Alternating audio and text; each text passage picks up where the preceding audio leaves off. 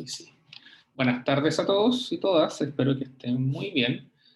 Eh, Antes de empezar la clase, como les dije en el chat del curso, las notas del control van a estar el jueves. Me he demorado un poco en corregirlas porque no es una prueba que se puede revisar en forma muy simple, ya que muchas preguntas se pueden responder de más de una forma y son igualmente correctas con la información que les di. Así que eso ha sido bastante lento revisar y me queda una pregunta que la voy a terminar de revisar entre hoy y mañana, así que el jueves les entrego las notas y también les voy a entregar la pauta del control para que también sepan en qué se equivocaron y en qué cosas están buenas y malas. Así que eso lo van a tener de aquí a 2 días más.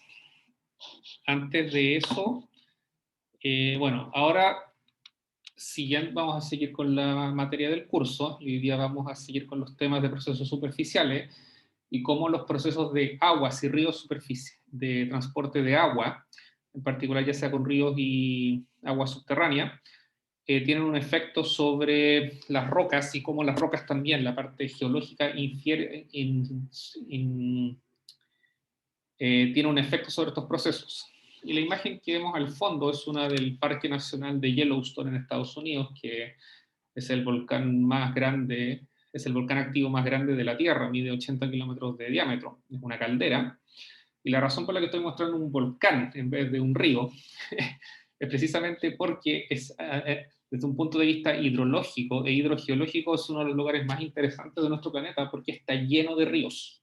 Está lleno de ríos como este que se observa acá, que tiene sí esta morfología de río meándrico que vamos a describir en algunas diapositivas más, pero además está lleno de geysers, como se observan acá, y de diversas fuentes hidrotermales, las cuales estos colores blanquecinos están dados por alteración hidrotermal, aproximadamente el mismo, similar, no exactamente la misma, pero similar a la que se observa en un depósito mineral. Y esto es porque el agua caliente que circula en un acuífero, que en el fondo es un proceso de circulación de agua subterránea, es calentada por la fuente de calor del volcán. Entonces Yellowstone tiene la gracia de que tiene creo que la mitad de los geysers que hay en el mundo y por lo tanto tiene la mayor concentración de fuentes termales e hidrotermales por unidad de área en todo el planeta.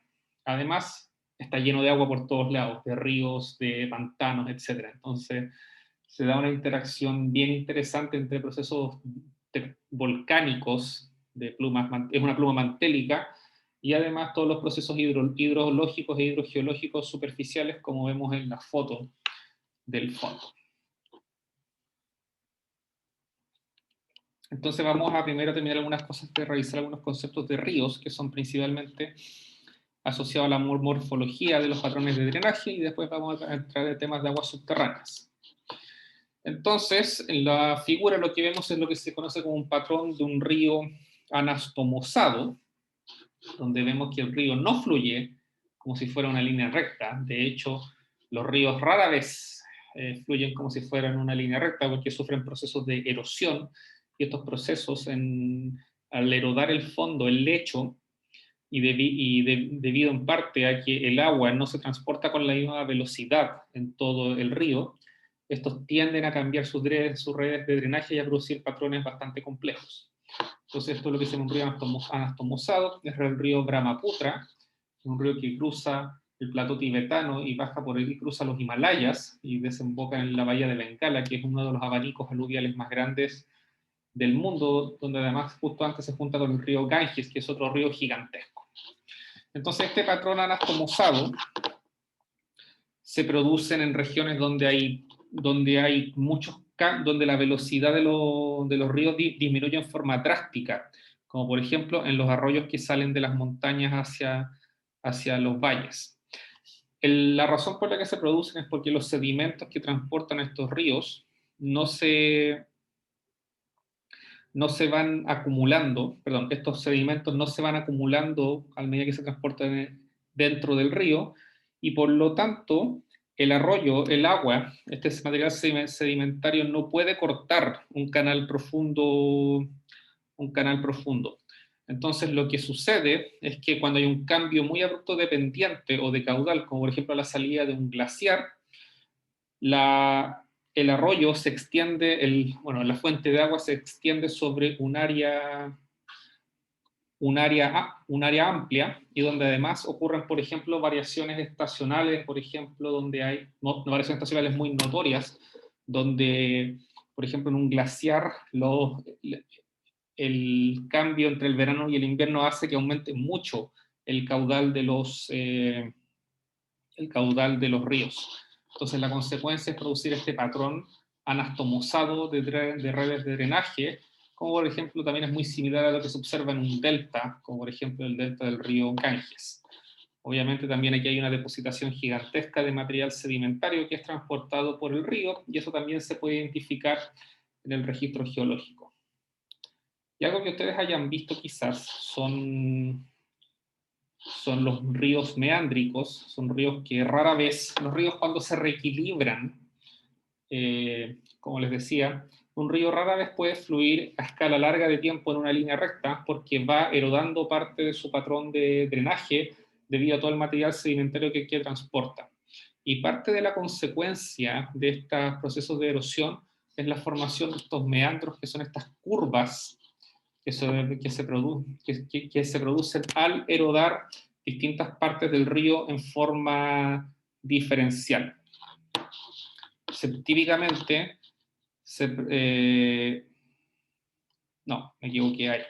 Y esto es un río, un sector de un meandro en un sector del Amazonas. No estoy 100% seguro que la foto sea en el río Amazonas, porque el río Amazonas mide en algunas partes como 4 kilómetros de ancho. Es una cosa que es como el Yellowstone de los ríos, por la gigantesca área de drenaje que drena. Entonces, ¿cómo se forma un meandro?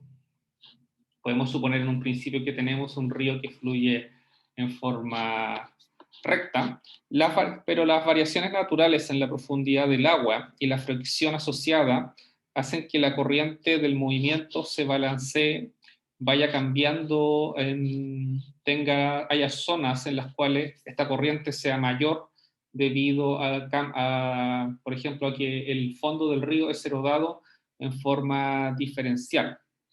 Entonces, por ejemplo, lo que sucede acá es que en estas zonas de máxima velocidad, como se transporta más material, hay más roce por todo el material que va siendo transportado, ya sea en forma suspendida o por fricción basal en la base del río, y eso hace que el nivel que haya una diferencia de profundidad en estas zonas donde hay más erosión. Donde hay más erosión va a ser más profundo. Entonces, el resultado es que se terminan por formar estos patrones de erosión en estas zonas, estos patrones de erosión superficial, que a la larga le dan esta forma de patrón curvado al río. Por otra parte, en las zonas donde hay menos erosión, como el agua va más lento, son zonas en las cuales uno puede empezar a depositar material sedimentario, como por ejemplo capas finas de arena, que con el paso de millones de años pueden dar origen, por ejemplo, a una arenisca o algún depósito sedimentario de diverso clástico, obviamente, porque estamos en ambientes de alta energía. Entonces, el flujo del agua, con el paso del tiempo, en la medida que se produce este patrón de erosión en las zonas más profundas y la sedimentación la sedimentación en barras de arena, en estas zonas donde el agua es más somera, se autoinduce en el tiempo, porque el caudal va a ser cada vez más o sea, la velocidad va a ser cada vez más alta en estas zonas que están siendo constantemente erodadas, y así se va a erosionar en forma sucesiva cada vez más rápido. Entonces, a la larga, el flujo del agua tiende a migrar hacia estas zonas más profundas, y eso tiende a formar esta geometría curva que a lo largo del tiempo, dejémoslo en miles de años, no sé exactamente cuánto es la escala temporal de formación de un río meándrico, no son millones, porque los procesos sedimentarios son mucho, el flujo del agua es algo que ocurre mucho más rápido, por ejemplo, que la litificación o la diagénesis de una roca sedimentaria, pero dejémoslo a escala larga, Holoceno, por decir algo. El resultado es que estos ríos empiezan a curvar y nos entregan el patrón sedimentar, el patrón morfológico tan característico de los ríos meandricos. Bueno, esta figura muestra un poco lo mismo, que en la zona de máxima velocidad es donde hay más material fino en suspensión, pero también hay más roce en la base. Y el resultado también es que empiezan a cortar y a erodar y a producir estas pendientes más abruptas en los bordes del río. Y esto es material sedimentario de arena, es el que se observa en estas barras que aparecen en la figura de la izquierda.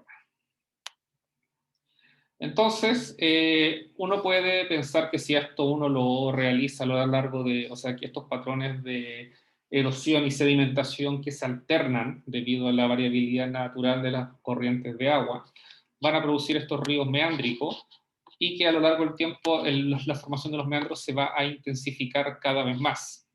Y lo que sucede es que cuando un meandro es excesivamente curvado, la erosión natural la erosión natural del agua, por ejemplo, acá, que es donde hay erosión más alta, va a tender a cortar, a remover parte, a meteorizar y luego transportar con erosión todo este banco que se observa donde tengo el cursor en este momento. Si eso ocurre al otro lado del meandro, finalmente el meandro va a ser cortado y se va a formar un patrón, una zona que con el paso del tiempo puede ser abandonada y formar un pequeño lago hasta que, debido a que el flujo de agua es más eficiente su transporte en una línea recta, más que con este patrón meándrico que en este caso ya fue abandonado. Y la figura de arriba a la izquierda lo que muestra es un ejemplo de esto, cuando un río meándrico ha aportado una buena parte del meandro y está en su proceso de reequilibración,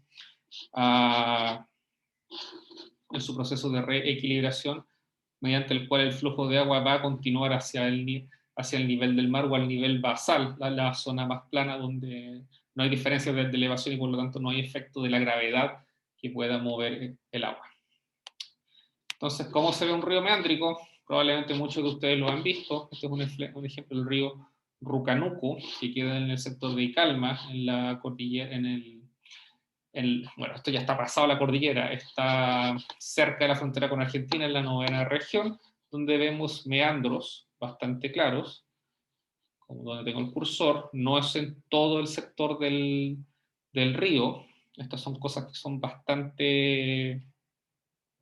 pueden ser bastante, algunas zonas pueden tener mayor concentración de meandros que otras. Entonces, por ejemplo, podría haber alguna diferencia litológica en esta zona que favorece la meteorización y la erosión que permite la formación de estos meandros. Entonces, eventualmente, si este meandro se continúa formándose, si la erosión es tan alta, se puede cortar aquí, puede haber una especie de atajo de agua y se va a formar esta especie de lago. Esto a lo largo del tiempo puede formar un lago en la medida en que el río corta el meandro y sigue su caudal en esta dirección. Pero eso es solo una hipótesis que no puedo responder solo con la información que les presento acá.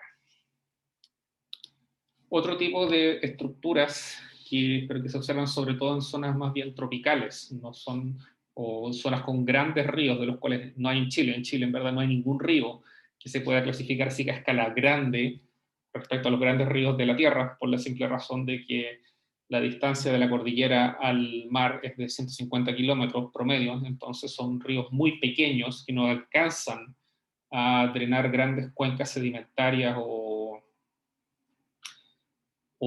a unir sí, eso mismo, no alcanzan a drenar grandes cuencas sedimentarias. El río más largo de Chile mide 400 kilómetros y es el Loa, y que está en un desierto. Pero mientras que en la parte sur, ríos como el Báquer miden, no sé, 200, también 100 kilómetros de largo, un poco más, pero siguen siendo ríos muy pequeños. Entonces, en grandes zonas tropicales o subtropicales, como en el río Paraná o el río Paraguay de Sudamérica, que son de las cuencas hidrológicas más grandes de este lado del mundo, lo que sucede es que durante procesos de inundación, que son un proceso que ocurre naturalmente por los monzones de verano, por las tormentas tropicales, las planicies en las cuales todos se reúnen estos ríos sencillamente se inundan completamente y dan origen a grandes humedales, como por ejemplo pueden ser las llanuras de Liberá, que están llenas de vida, y es un parque nacional muy famoso en el noreste de Argentina, cerca de Paraguay. Entonces, los procesos también, estas llanuras de inundación, también transportan una cantidad gigantesca de material sedimentario, el cual también se precipita en parte de los ríos y también incide en la formación de los sedimentos, o sea, tiene un efecto en los sedimentos que se van depositando en estas llanuras. Son procesos intermitentes, no son procesos continuos, y por lo tanto también pueden ser muy catastróficos si es que en estas llanuras de inundación vive gente, ya que, como dice el nombre, todo se puede inundar. Una de las morfologías más típicas que se observan en los ríos son las terrazas fluviales, y las terrazas fluviales no son más que son bancos en el lado de un valle que se pueden formar cuando un arroyo se corta perdón, cuando el flujo de agua corta una antigua superficie, como esta que se observa acá, o también cuando el flujo de agua deposita una gran capa de material sedimentario. Si se va a depositar, eso se denomina agrasión, y si se va a incidir, eso se denomina erosión. Entonces, la figura de aquí, lo que vemos es el bedrock, que sencillamente es roca. Puede ser un intrusivo, puede ser una roca metamórfica, puede ser una roca sedimentaria más antigua, como una caliza o qué sé yo. En estos términos, cuando uno habla en geología fluvial, la distinción es básicamente entre sedimento, material no consolidado, clástico, versus roca consolidada de cualquier tipo. Da lo mismo si es intrusiva, sedimentaria, volcánica, etc. El transporte de agua, por ejemplo, puede ser, ya sea por una sucesión de procesos de inundación, va a depositar material en esta zona que está en café, y eso se va a llenar, resultando en este depósito que está en color amarillo. Pero si en algún momento baja el aporte sedimentario, ya sea porque, por ejemplo, hay un evento de cambio climático, o por ejemplo hay alzamiento y actividad tectónica, el río puede empezar a cambiar su régimen y puede empezar a erodar y depositar, y al erodar corta toda esta terraza fluvial que se observa acá. Por lo tanto, las terrazas son cosas fundamentales que se observan en los ríos y que pueden ser muy útiles también, por ejemplo, para el estudio de fallas y terremotos, por la simple razón de que como son marcadores morfológicos tan bonitos, o sea, tan como perfectos y fáciles de seguir, son cortados estratigráficamente por la actividad de una falla. Entonces, si sabemos la edad de la terraza, podemos estimar cuánto ha sido el desplazamiento de esta falla. Entonces, este es otro ejemplo de una terraza más bien escalonada, en la cual nuevamente tenemos una planicie de inundación, y esta planicie en este caso es cortada, o sea, ya no hubo depositación de material, ya no está el sedimento en amarillo, sino que en este caso un aumento por ejemplo, del nivel de incisión, debido a que, por ejemplo, la cordillera, la topografía se levanta, entonces aumenta la altura y aumenta la energía potencial que se hace necesaria para que el río pueda erodar toda esta terraza. Entonces, en ese caso, corta, y eso es cuyo resultado final es una terraza de erosión, que es distinta a esta terraza de depositación que se ve en la imagen anterior. Se ven morfológicamente muy similares, pero los procesos que les dan origen son distintos. Entonces, un ejemplo son estas zonas planas que se observan en los ríos, en los valles de los ríos. Entonces, esta es una terraza encajonada, producto del proceso de depositación de material sedimentario en el valle del río Elqui. Las rocas del fondo son probablemente intrusivos y rocas volcánicas de diversas edades, da un poco lo mismo la edad. Mientras que a la derecha vemos una terraza escalonada, donde el agua sencillamente está cortando en estas capas de lutita, en estas capas de lutitas de materia, que tienen mucha materia orgánica y que son muy finas, son muy fáciles de erodar para una corriente de agua. Y esto es en Estados Unidos, no es en Chile. Lo que les mencionaba sobre las terrazas y la actividad tectónica es que, por ejemplo, si tenemos terrazas que se forman cuando material sedimentario cae por un río que está en una quebrada, esto va a producir la depositación de estas terrazas de agresión. Eran de agresión en términos, pero un poco... Pero de estas terrazas Sí, estas terrazas deposicionales por procesos de agresión, por aumento del flujo de material sedimentario. Entonces las terrazas, sencillamente por el principio de superposición, las más antiguas van a estar más abajo que las más recientes. Entonces la T2 está abajo la terraza T3, que está abajo la terraza T4, donde los colores indican sencillamente la edad relativa de las terrazas. La edad de las terrazas se puede datar con técnicas de isótopos cosmogénicos, y si resulta que la terraza está cortada por una falla de rumbo, en este caso, uno puede medir cuánto es el desplazamiento horizontal de la falla de rumbo utilizando la terraza como un marcador morfológico. Y si se sabe la edad de la terraza, puedo decir ya el movimiento de la falla es posterior a la formación de la terraza y con eso puedo estimar su desplazamiento y su velocidad promedio de desplazamiento a lo largo del tiempo. Entonces las terrazas, para la gente que trabajamos en temas de tectónica activa y fallamiento y terremotos, son cosas que son muy útiles para tratar de constreñir la actividad de fallas activas.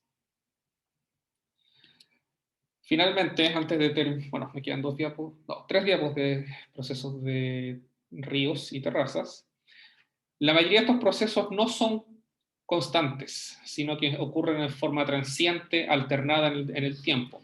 Y un ejemplo de esto son estas dos imágenes aéreas, donde vemos un conjunto de ríos en Papúa Nueva Guinea, que es una zona tropical que queda al lado de Indonesia, y donde vemos que el río de acá tiene algunos meandros, pero no se observa, por ejemplo, todo este flujo que es una remoción en masa, y ni siquiera se observa tanto acá el aumento en el caudal de este río respecto a la primera imagen. Entonces esto muestra que son procesos que no ocurren en forma continua, sino que en forma transiente, lo que quiere decir que aleatoriamente ocurren en el tiempo, por ejemplo, en una fecha determinada, después pueden volver a ocurrir en otra fecha, y el resultado final va a ser que el resultado final va a ser la consecuencia de muchos de estos procesos que ocurren en forma corta en el tiempo, en vez de ocurrir en una escala temporal continua. Otro tipo de estructura sedimentaria son los abanicos aluviales, que son estos depósitos que tienen forma como de un panqueque desparramado, como tierra desparramada, pero en verdad son sedimentos, que se forman sobre todo en zonas áridas cuando un río, cuando una corriente de agua encajonada colapsa y se expande luego de salir del frente se extiende fuera del frente cordillerano. Al extenderse, el agua baja su velocidad porque como el caudal se mantiene por conservación de la masa es constante, o sea, la masa que fluye acá arriba tiene que ser la misma que la que fluye acá abajo, pero como aumenta el área por el cual fluye la masa, tiene que bajar su velocidad. Entonces, al bajar la velocidad, ya no puede transportar tanta carga y el resultado es este proceso de depositación. El flujo de agua posteriormente se divide en alguno de estas pequeñas como ranuras, que son zonas por las que fluye el agua, y da origen a un patrón anastomosado muy similar al que veíamos en los ríos trenzados. Entonces, donde aquí vemos que el cambio en zonas de mucha pendiente hacia zonas de más baja pendiente es el que produce estos depósitos aluviales. Y si esto uno lo suma en la figura de la derecha a lo largo del tiempo, uno puede ver que el transporte de material sedimentario en estos abanicos aluviales puede formar toda una serie de depósitos sedimentarios que en general se les denominan coluvio, aluvio, y que si se litifican a lo largo del tiempo, pueden dar origen a rocas sedimentarias como conglomerados, por ejemplo. Obviamente los abanicos no son todos activos, sino que aquí lo que vemos también es que hay zonas del abanico que son más activas por donde baja el material sedimentario, que son estas que están en negro, mientras que hay zonas que también se desactivan con el paso del tiempo. Y un ejemplo extremo, quizás al menos morfológicamente, no desde el punto de vista del proceso, al menos morfológico, son los deltas. Y los deltas se producen cuando termina un río, por ejemplo en un lago o en el mar, y se forman cuando el nivel base, cuando el nivel base llega a cero. Por lo tanto, en esta ya no hay diferencia de gravedad que pueda hacer que el agua siga bajando hacia zonas más bajas. Entonces, por lo tanto, la carga sedimentaria del río, toda la carga sedimentaria se empieza a depositar. Y al depositarse,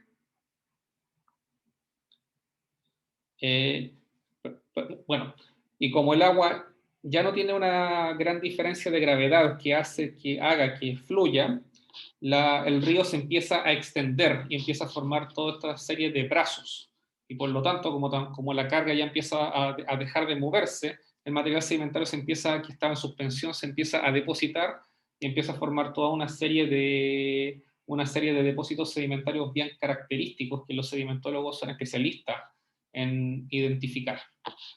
Entonces uno puede encontrar morfologías de delta de todos los tipos, ya sea cuando uno tiene ríos como el Mississippi en el Golfo de México, o el del Nilo en el Mediterráneo, o el del río Níger en África, donde hay barras de arena y hay las planicies de delta y también hay depósitos de pantanos. Entonces también hay deltas para todos los gustos.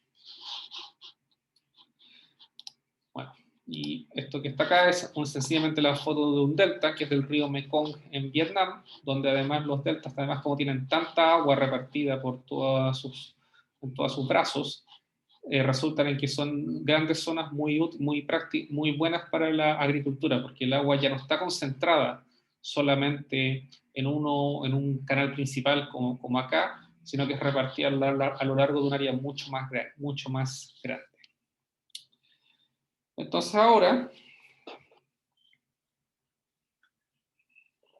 vamos a pasar a los tópicos de aguas subterráneas, que son algo que en lo cual al día de hoy los geólogos en Chile trabajan mucho, sobre todo en estos tiempos con la sequía extrema que hay en buena parte de Chile central.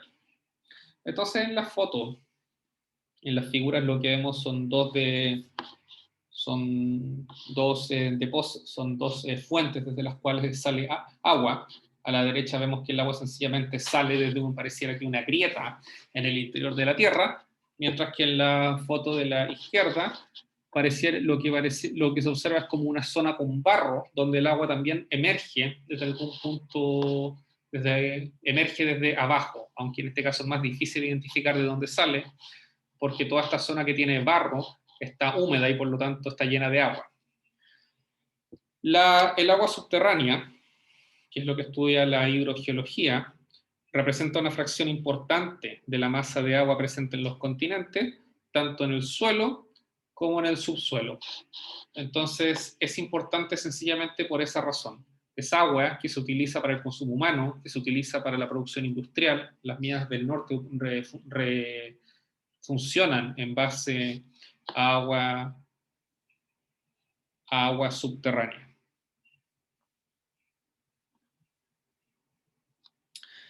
Entonces la pregunta que muchos podemos tener es ¿cuánta agua subterránea hay? No se sabe bien al día de hoy, pero esta figura lo que muestra en forma esquemática, que el volumen de agua, donde en este caso está indicado en millas cúbicas, una milla cúbica son 4.1 kilómetros cúbicos, es mucho más grande que el volumen de agua que hay en los lagos del mundo y en las corrientes del mundo. Entonces es una reserva gigantesca de agua que está bajo algunos decenas a cientos de metros, bajo nuestros pies, sobre todo en zonas donde hay rocas sedimentarias, rocas que tienen muchas fracturas y poros. También las rocas volcánicas tienen harta agua en su interior, y que hasta el día de hoy no se sabe en verdad cuánta agua subterránea hay. Entonces, acá se ve un poquito más, en forma más esquemática. Vemos que el volumen de agua subterránea es como 3 veces y media mayor, lo que se estima, porque no se sabe bien, que el volumen de agua en la superficie, y es mucho mayor, por ejemplo, que el volumen de agua en la atmósfera. ¿Qué tan antigua es? ¿Hace cuánto está en el interior de la Tierra? Tampoco es algo que se sabe, porque si ni siquiera se sabe su volumen, es como difícil tratar de estimar la edad de ella. En general, se desconoce el volumen global y la distribución de las aguas subterráneas de menos de 50 años de edad, que son las aguas subterráneas modernas, que son las que se recargan producto de la lluvia y la precipitación, y que son también las más vulnerables al cambio climático que está ocurriendo a escala global. ¿Y por qué el cambio climático? Porque menos precipitación implica que los niveles de agua subterránea disminuyen, sobre todo si aumenta la extracción de estas. Entonces, si uno combina datos de geoquímicos, geológicos, hidrológicos y geoespaciales con modelos numéricos, y se analizan edades de isótopos de agua como el tritio, se puede mostrar que menos del 6% de las aguas subterráneas en la parte superior de la masa terrestre de la Tierra son modernas. Entonces, en general, suelen ser bastante más antiguas que 50 años. Entonces, si después uno, en la figura de abajo, lo que vemos es que el volumen de agua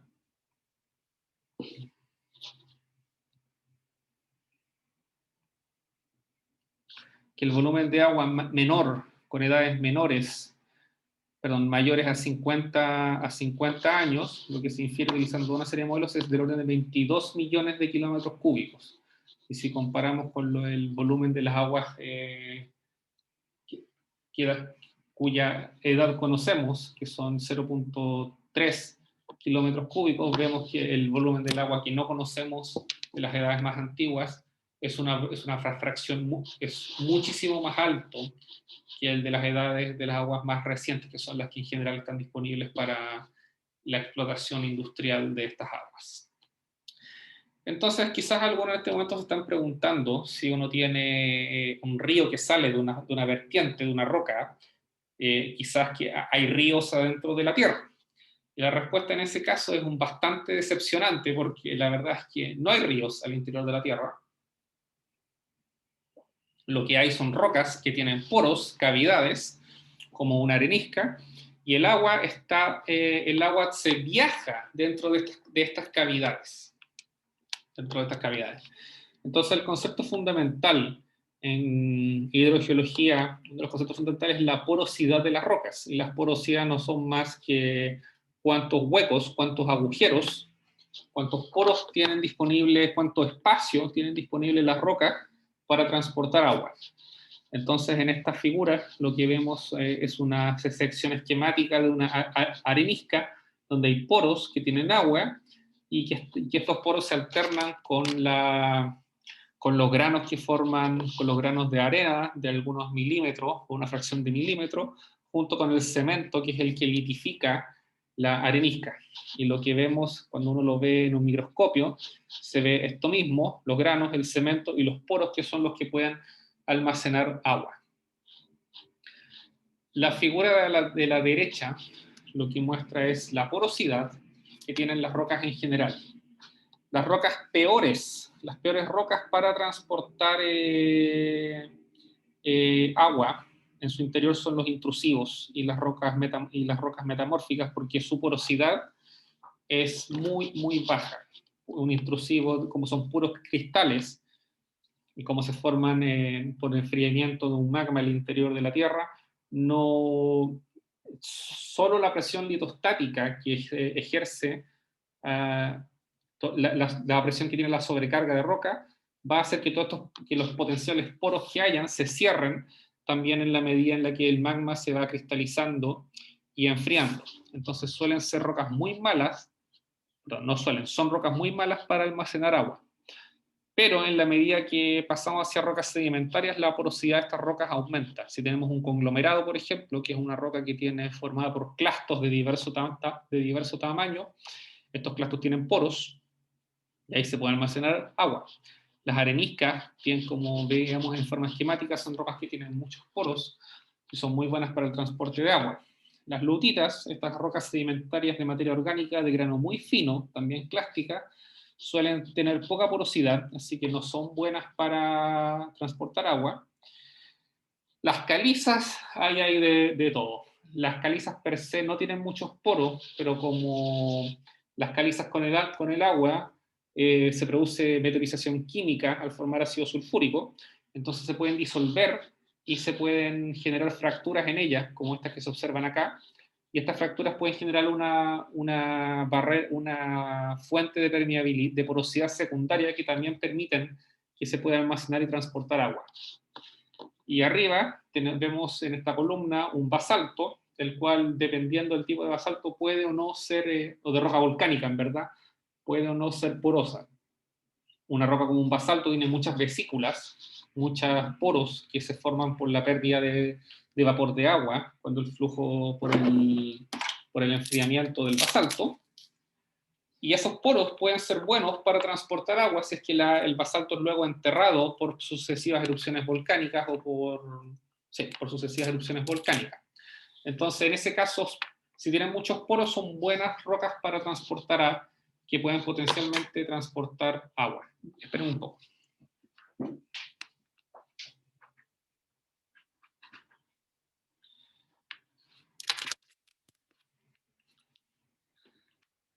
Y sí, estaba enchufando el computador.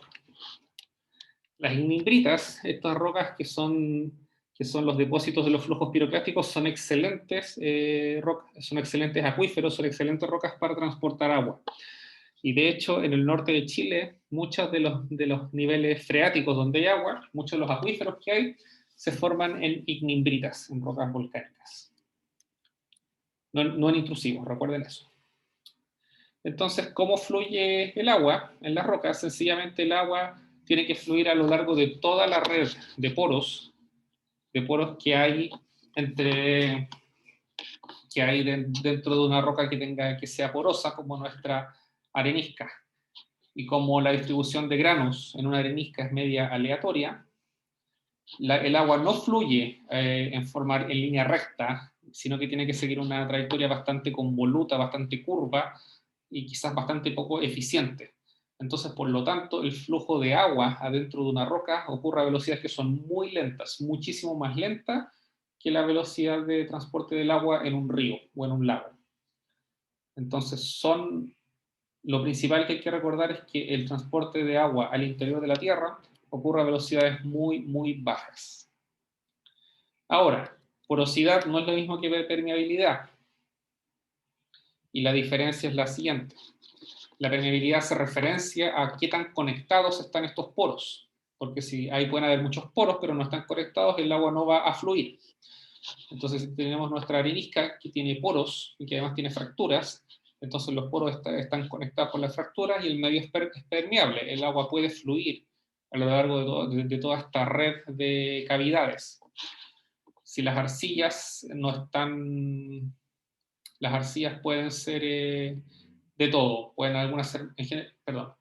Las arcillas son en general poco permeables. Pueden tener muy pocos poros, pero también pueden ser permeables porque los poros están también conectados entre sí y el agua también puede fluir a través de esta red.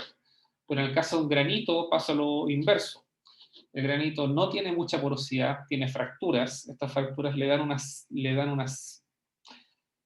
cierta permeabilidad, solo si está fracturado, pero no tiene porosidad. Entonces podría pasar que el agua pueda fluir a través de esta red de fracturas que tienen las rocas.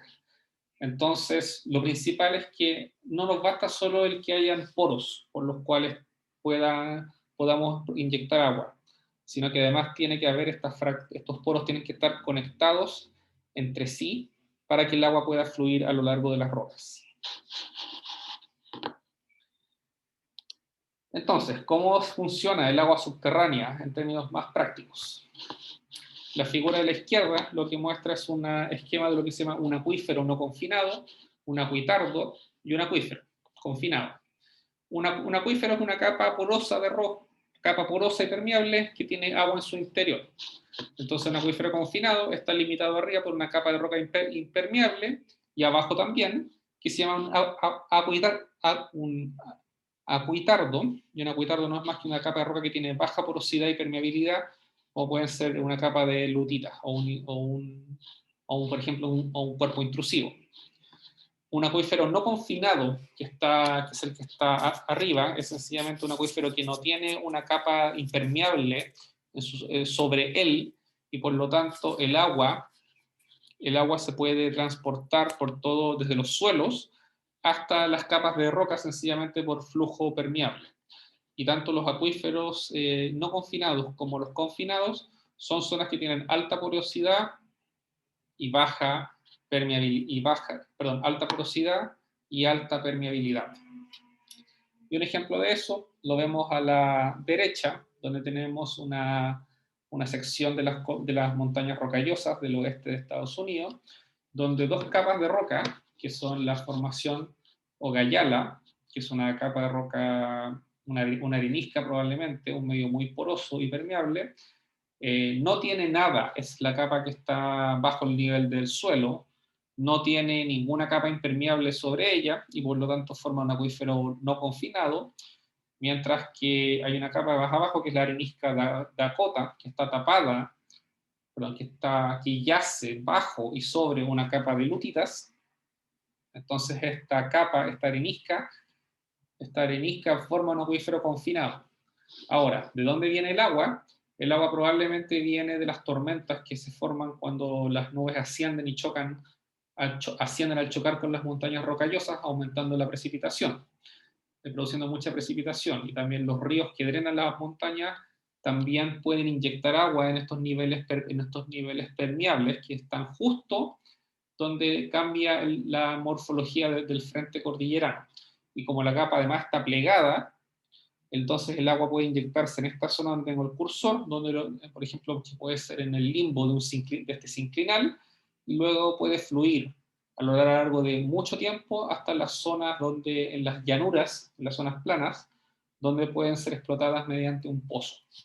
Entonces también vemos acá que hay una relación bastante evidente entre también la geología estructural, los procesos de formación y plegación de las rocas, los procesos de deformación de las rocas y de la corteza terrestre, que también facilitan o generan condiciones que son más propicias para la formación de acuíferos. Entonces, la figura de lo que vemos aquí a la izquierda es nuevamente para un acuífero no confinado, aunque ya tenemos un poquito más de detalle, porque nos estamos mostrando el acuitardo. Entonces vemos que bajo el nivel del suelo es donde tenemos nuestra capa de roca o nuestro sedimento que forma nuestro acuífero, y pasamos de una zona que no está saturada a una zona capilar a una zona saturada. Y la diferencia entre zona saturada y no saturada sencillamente hace referencia a que hay una transición entre los niveles que todavía pueden contener un poco de aire en los poros, sobre todo los más cercanos al nivel del suelo, mientras que los niveles más profundos es cuando los poros están completamente llenos de agua y por lo tanto se habla de una zona saturada. Y estas son las zonas que son buenas barreras son buenas zonas para explotar estos recursos hídricos. A la derecha lo que vemos es un poco lo mismo que en la diapositiva anterior, con el acuífero confinado, el no confinado y un acuitardo, una capa impermeable, pero también uno identifica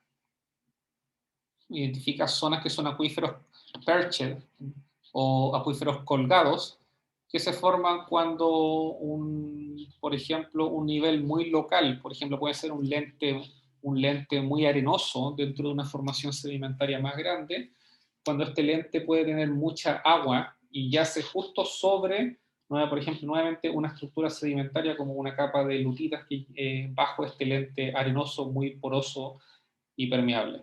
Entonces los acuíferos colgados son bastante más reducidos en su extensión. Y también son fuentes de agua. Ahora, cuando uno habla de nivel freático, se refiere sencillamente a esto que se conoce acá como Regional Water Table, que es sencillamente el punto en el cual cuando uno empieza a hacer un pozo, empieza a aparecer agua y da evidencia de la presencia de un acuífero.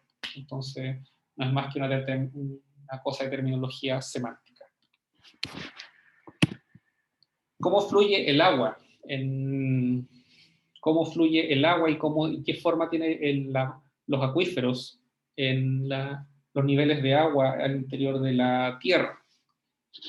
En general, cuando uno tiene zonas montañosas, los acuíferos siguen un poco la forma de la topografía. Yo no pensaría por qué, si en el fondo la gravedad va a hacer que el agua tienda a moverse hacia los niveles más bajos. Y eso es lo que efectivamente pasa, pero hay algo que no se está considerando en lo que acabo de decir, y es que el flujo de agua en los niveles freáticos es tan lento, tan lento, que se mueve que eventualmente este punto H1 debería llegar a tener la misma posición que el punto H2, porque la gravedad va a hacer que el agua baje por un efecto mecánico, pero ocurre a una velocidad tan lenta que se demora tanto este punto en llegar el punto H2, que eso hace que a las escalas cortas que estamos interesados los seres humanos, los niveles freáticos sigan esta forma que sigue un poco la topografía, donde acá el water table es nuevamente el nivel freático. Ahora, lo que se sabe de cómo es el flujo de agua al interior de la Tierra, en las zonas de recarga, que suelen ser zonas altas o zonas donde llueve mucho, la gravedad va a hacer que el agua permee, entre hacia los niveles, cruce los suelos y entre los niveles freáticos, y sencillamente por gravedad va a seguir unas trayectorias curvas, que son estas líneas de flujo de agua subterránea. Groundwater es agua subterránea. Estas líneas de curvas de agua subterránea y que eventualmente pueden drenar hacia zonas más bajas, como por ejemplo una quebrada, un río un río en una quebrada. Estas son cosas más bien empíricas, por lo que manejo. No soy hidrogeólogo, así que no es un tema que sea mi mayor especialidad. Pero también pasa que pueden haber zonas de recarga donde las líneas de flujo lleguen hasta estas zonas locales de descarga, como nuevamente podría ser un río en un valle, o el agua se infiltre más profundamente y eventualmente llegue a un área de descarga regional, como puede ser una cuenca de drenaje, una cuenca hidrológica mucho más grande que esta cuenca más pequeña que se observa acá. Entonces se pueden dar patrones de transporte de agua que pueden ser bastante complejos. Ahora, si tenemos algo de una escala más realista, como por ejemplo en un frente cordillerano, donde en el frente cordillerano llueve, cae nieve, hay rocas permeables, mientras mayor sea la distancia de transporte de agua, mayor va a ser el tiempo que se va a demorar esta agua en llegar a las zonas de descarga. Y podemos pasar desde años, siglos, hasta milenios, si es que la recarga ingresa a zonas más o menos profundas, de más de algunos kilómetros de profundidad, y eventualmente es transportada en forma lateral para ser, en este caso, descargada en zonas donde haya una falla, una barrera, que ponga en contacto capas permeables e impermeables y que hacen que el agua termine por subir hacia la superficie. Entonces, en este caso, la energía que produce, que gatilla el movimiento del agua subterránea no es más que el gradiente hidráulico, la cabeza hidráulica, que es dada por la diferencia de altura y eso hace que la gravedad haga su trabajo y nos puede transportar el agua por decenas de miles de años hasta zonas bastante lejanas de los frentes cordilleranos.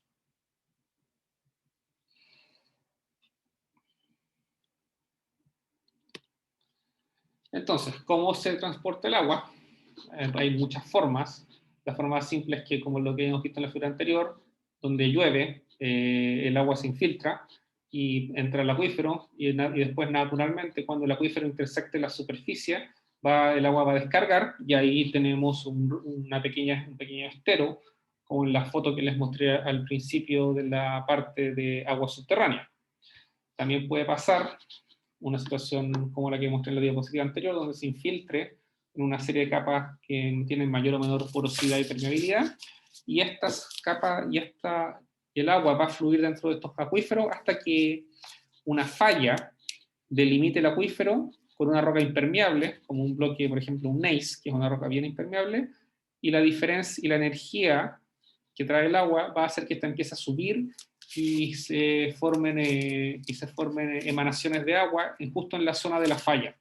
Entonces, en este caso, la falla funciona como una barrera que permite el flujo y la exhumación de agua hacia la superficie de la Tierra. También puede pasar que hayan acuíferos colgados, acuíferos más o menos pequeños, por ejemplo, sobre un lente local de arenisca, limitado por un acuitardo en su base, y cuando intersectan la topografía también se produce una descarga. Pueden haber una serie de fracturas, donde también se produce una zona de descarga, o si no, también que el agua precipite en una serie de capas permeables, perdón, se infiltra en una serie de capas permeables, y estas llegan hasta el acuitardo, pero el acuitardo va a hacer que el agua no infiltre estas capas y por lo tanto no le queda otra que fluir en forma lateral hasta que resulta en la formación de ríos que también salen de los frentes, en este caso de las capas de las rocas. Entonces hay bastantes formas en las cuales el agua puede salir formando emanaciones desde el interior de la Tierra. Ahora, entrando en términos un poquito más físicos, la pregunta es cómo fluye el agua subterránea. Y el agua subterránea, el movimiento de agua subterránea está dado por una ley empírica que se conoce como la ley de Darcy, cuya fórmula está marcada en negro, donde el caudal dividido en el área, que nos entrega la velocidad, es igual a una constante de proporcionalidad que es la conductividad hidráulica. La diferencia de altura entre dos puntos, entre dos puntos, por ejemplo, la diferencia de altura entre este punto y este punto, y la distancia entre los puntos, que en este caso es la distancia horizontal. Entonces nos está diciendo que es proporcional a la diferencia de gravedad, a la diferencia de energía potencial, porque mientras mayor va a ser la diferencia de elevación, mayor va a ser el efecto de la gravedad que puede hacer que el flujo de agua viaje en forma lateral. Por otra parte, si la distancia es más baja, si la distancia es muy larga, el flujo, si este número aumenta mucho, ya que la distancia es muy larga, la descarga, el caudal va a disminuir mucho. Entonces es inversamente proporcional a la distancia entre los puntos en los cuales se considera la caída vertical. Esto dice un poco lo mismo, pero en inglés. Entonces, y aquí lo que vemos es que el nivel freático en un acuífero, en este caso es un acuífero confinado, está sencillamente está dado, el flujo de agua va a estar dado por la diferencia de altura y la distancia que hay entre los puntos, entre el techo del nivel freático. Y eso lo vemos con la ley de Darcy. La figura de abajo sencillamente lo que muestra es cómo se mueve el agua una vez que uno quiere hacer un diagrama de cuerpo libre, y no es más que un problema simple de mecánica, donde son las diferencias de altura y la distancia las que determinan cómo se mueve el agua en este bloque. En este caso, esto se realiza con experimentos de laboratorio, donde uno toma un medio poroso, como arenisca o tierra incluso, y uno lo que hace es sencillamente inyectar agua y ver cómo el agua baja, cómo es el flujo de agua al interior de este medio poroso. Y como vimos, según la ley empírica de Darcy, el flujo de agua es mayor si la distancia es menor, y el flujo de agua es mayor si uno aumenta la diferencia de altura entre ambos puntos, lo que es algo como bastante intuitivo. Disminuye con el aumento de la distancia entre los puntos sencillamente porque tiene que pasar una barrera cada vez mayor, una distancia mayor donde hay un medio poroso. Entonces, por eso disminuye. Y esta ley de Darcy, a algunos les puede sonar parecida, sigue exactamente la misma forma que otras leyes fundamentales de la física y de la química, como son la ley de Fourier para la conducción de calor, que nos lleva a, perdón, sí, como la ley de Fourier para la conducción de calor y para la ley de Fick, que es la que se utiliza en difusión química. Y tanto las leyes de Darcy como las leyes de Fourier como la ley de Fick terminan cuando uno las acopla con una ecuación de conservación de la masa, resultan en una ecuación de difusión que se puede resolver con técnicas de transformadas de Fourier o de otros tipos, una ecuación diferencial que se puede resolver con estas técnicas transformadas de Fourier y cuyas soluciones están muy tabuladas y se conocen desde hace más de 150 años, pues, gracias a todos los matemáticos que se dedican a resolver estas ecuaciones. A nosotros lo que nos importa en este momento es la conductividad hidráulica, la constante proporcionalidad entre el flujo de agua y la diferencia y el gradiente hidráulico dado por la diferencia de altura y la diferencia de distancia. Entonces, esta conductividad hidráulica, arriba vemos rocas y abajo vemos sedimentos, y en las rocas vemos que, como les mencioné anteriormente, las rocas que no tienen poros ni fracturas, como las rocas ígneas, o las limolitas, o las lutitas, rocas de grano muy fino, son las que tienen conductividades hidráulicas más bajas, que se miden en metros por segundo, supongo para hacer que calcen las unidades con las unidades de la ley de Darcy, y varían entre 10 a la menos 12 y 10 a la menos 8. Pero cuando uno aumenta los poros y pasamos a rocas volcánicas fracturadas o calizas con poros por disolución, por meteorización química, la conductividad hidráulica puede aumentar hasta 10 a la menos 2. Entonces se produce un cambio de como 6 órdenes de magnitud en la conductividad hidráulica. Con los sedimentos pasa un poco lo mismo. Hay sedimentos que son muy impermeables, como la arcilla, porque los granos son muy finos, resultando en un medio muy impermeable, mientras que al aumentar el tamaño del grano pasamos a arena y grava, y en este caso la conductividad nuevamente aumenta como 7, entre 6 y 8 órdenes de magnitud.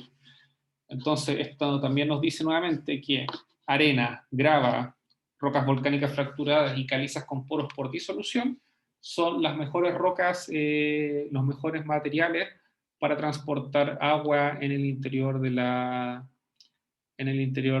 Tierra. Bueno, esto muestra un poco de lo mismo, quizás para alguna, sí, un poco lo mismo para algunos otros tipos de roca, pero no es más que la misma figura, donde vemos nuevamente que las gravas y por ejemplo, en este caso rocas volcánicas permeables como un basalto, son buenas rocas que son buenos acuíferos porque tienen conductividades hidráulicas altas, al igual que permeabilidad intrínseca también bastante alta, que aumenta hacia la derecha pasando de 10 a la menos 21 hasta 10 a la menos 9. Un ejemplo muy bueno, y ahora volviendo a la figura a las fotos del principio de la presentación, son los acuíferos, son los campos geotermales. Y los campos geotermales no son más que un acuífero donde hay una fuente de agua, una fuente de calor. Entonces acá utilizamos todo el concepto de todas las herramientas que nos entrega la hidrogeología. Tenemos nuestro nivel freático, por donde el agua se infiltra, y esta agua que viaja muy lentamente, porque tiene que atravesar toda esta barrera porosa en el acuífero, llega hasta una zona donde hay calor, y por la presencia de calor, el agua se hace menos densa y vuelve a subir dentro de la red, ya sea de poros o de fracturas permeables. Y en el caso de rocas volcánicas, de campos geotermales, suelen ser, por razones evidentes, rocas volcánicas. porque hay presencia porque en este caso los volcanes son la fuente de calor que hay en esta zona. Entonces, en este caso, el agua va a subir ya sea como agua caliente o como vapor de agua en el caso de un geyser, y va a producir toda esta serie de emanaciones de agua caliente que se observan en forma bien espectacular en campos geotermales en varios lugares del mundo. Me quedan 4 diapositivas, espero que no los tenga muy aburridos, pero prefiero terminar esto ahora. Entonces se pueden imaginar que cuando uno extrae agua subterránea, por ejemplo, antes de la extracción el nivel freático está muy alto, pero luego de la extracción, ya sea para generar agricultura o para agua para consumo humano, el nivel freático baja muchísimo. Y eso es lo que pasa en varios lugares del mundo. Por lo tanto, los recursos hidrogeológicos no son recursos renovables a escalas humanas, a menos que uno los explote en condiciones tales que la tasa de recarga de agua sea mayor o igual o mayor que la tasa de extracción de agua. El problema es que en casi todas las aplicaciones prácticas la extracción de agua es mucho más alta que la inyección de agua. Entonces se pueden producir toda una serie de problemas ambientales con las aguas subterráneas. Primero, si uno saca mucha agua, puede producir la bajada del nivel freático, producto de que uno está sacando más agua de la que inyecta, pero un problema que también se puede producir, sobre todo cerca de las costas, es la intrusión salina. Y la intrusión salina se produce cerca de las costas, cuando uno empieza a perforar en estos acuíferos.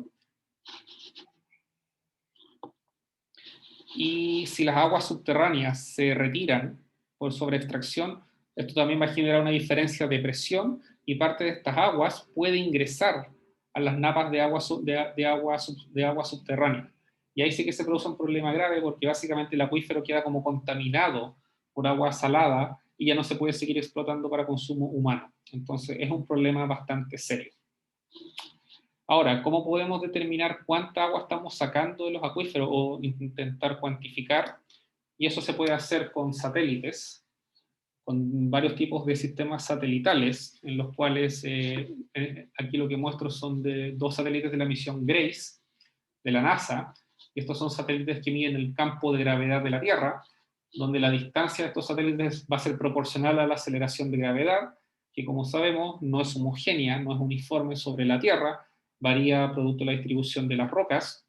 En zonas donde, por ejemplo, hay intrusivos, la gravedad va a ser mayor que en zonas donde hay rocas sedimentarias.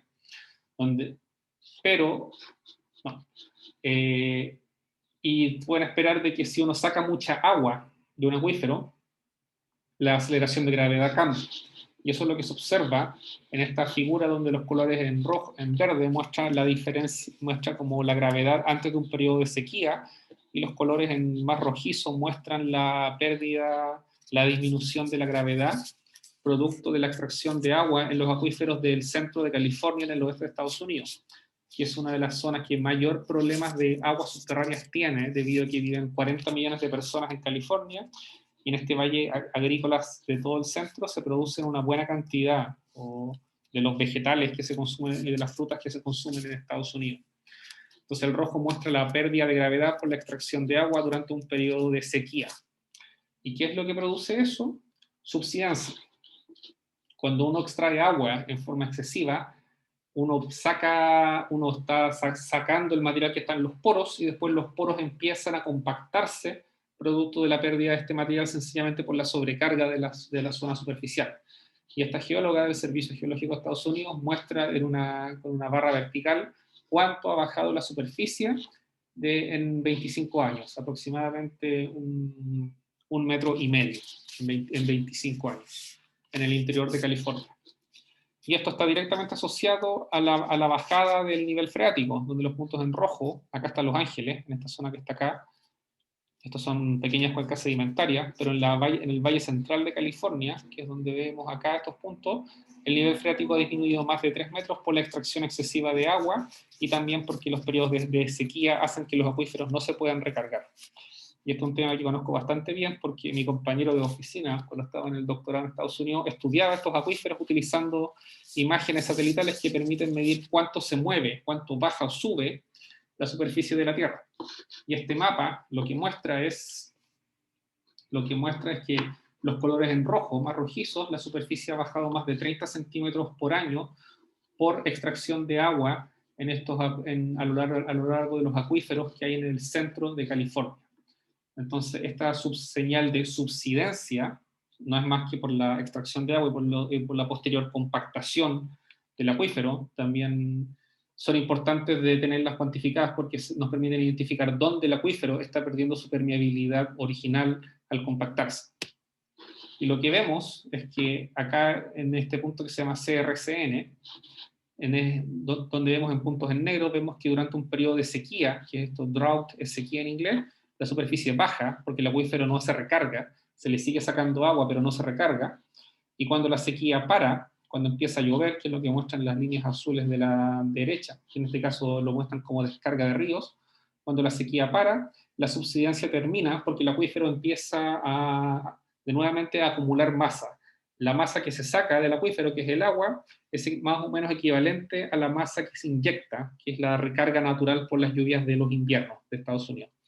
Entonces es importante cuantificar todo, tener claro que si uno sobreexplota un acuífero puede producir problemas bastante serios como estos problemas de subsidencia que se observan en estos lugares, en lugares como en California o en Ciudad de México. Ciudad de México se hunde a casi medio metro por año en algunas partes, nuevamente por lo mismo, extracción de agua y compactación del acuífero. Y finalmente, esta sí que es la última, esto solo va para mostrar que los acuíferos pueden interactuar con un terremoto. Entonces la figura de la izquierda muestra que en la medida que aumenta la magnitud, los puntos en blanco muestran acuíferos donde uno ve cambios de, por ejemplo, de caudal o de variaciones del nivel freático, y vemos que mientras más grande el terremoto, mayor es la distancia a la cual se pueden producir cambios en los acuíferos. ¿Y cambios de qué tipo? La figura a la derecha muestra que cuando hay un terremoto, que son las líneas en negro, la permeabilidad, que son los puntos en rojo, aumenta. Pueden haber aumentos cortos de permeabilidad en las rocas de los acuíferos, y eso puede producir aumento en los caudales de agua. Si es que estos acuíferos eventualmente producen fuentes de salida de agua. Entonces aquí se ve muy bien que un terremoto de magnitud 7.3, si no me equivoco, produce un aumento grande de permeabilidad, el cual va disminuyendo en el tiempo cuando el acuífero vuelva a su condición original. Y eso, en el fondo, lo que resulta es que el nivel freático baja su nivel, como se produce en este acuífero luego de que ocurrió un terremoto en Taiwán. Entonces baja su nivel porque al aumentar su permeabilidad se facilita el flujo de agua y esta agua sale de él y se pierde. Y eso hace que haya un aumento corto en las correntías superficiales. Bueno, con eso termino, pero quería terminar de pasar estos contenidos en una sola clase. Muchas gracias por su atención. Si tienen preguntas, por favor, pueden hacerlas todas.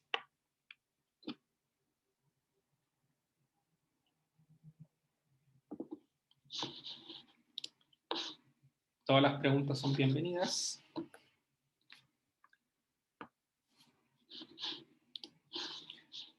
Pareciera que no hay preguntas. Bueno, si no tienen preguntas, hasta aquí dejamos la clase y nos vemos el jueves cuando les entregue el control. Muchas gracias, profe. Nos vemos, que estén muy bien. Hasta luego. Cuídese. Igual. Hasta luego. Hasta luego, chao, chao. Profe, gracias. Chao, profe.